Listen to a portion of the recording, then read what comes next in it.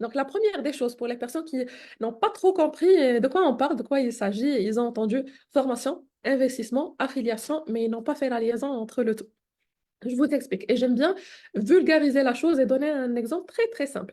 Alors ici, quand je parle de l'académie, je donne l'exemple d'une école privée. Donc, quand vous avez, je ne sais pas, par exemple, si vous me regardez, vous êtes infirmier, vous êtes médecin, vous êtes ingénieur, vous êtes avocat, vous êtes mécanicien, vous êtes menuisier, vous êtes technicien, vous êtes, peu importe le métier que vous avez suivi une formation. Vous avez fait des études pour le devenir, n'est-ce pas? C'est tout à fait logique. Donc, si vous voulez devenir, je ne sais pas, juge, peu importe, vous devez suivre une formation. Et soit dans une école publique, soit dans une école privée. Ici, c'est un peu la même chose.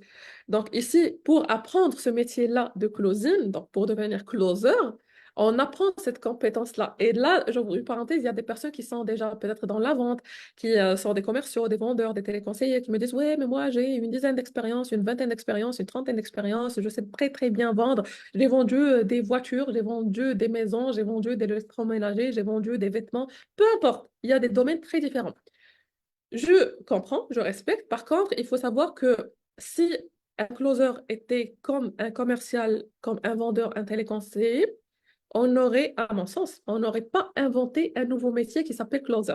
Du coup, puisqu'il y a un autre métier, donc il y a une différence entre les deux, et il faut se former sur ce métier quand vous avez suivi des formations pour se former sur les autres métiers. Du coup, bien évidemment, il y a des nuances. Parmi ces nuances-là, donc, si tu vends des produits physiques, c'est pas comme si tu vends des produits digitaux. Si tu vends en réel, donc c'est pas comme si tu vends sur Internet. Si tu vends avec, je sais pas, un magasin physique, c'est pas la même chose que quand tu vends sur les réseaux sociaux.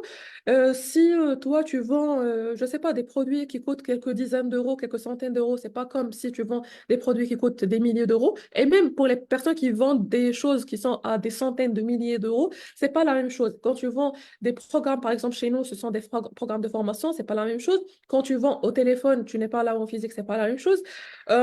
Ici, tu n'es pas vraiment dans une approche de convaincre un client pour acheter. C'est plus, je vous donne moi comment je vois aussi la chose.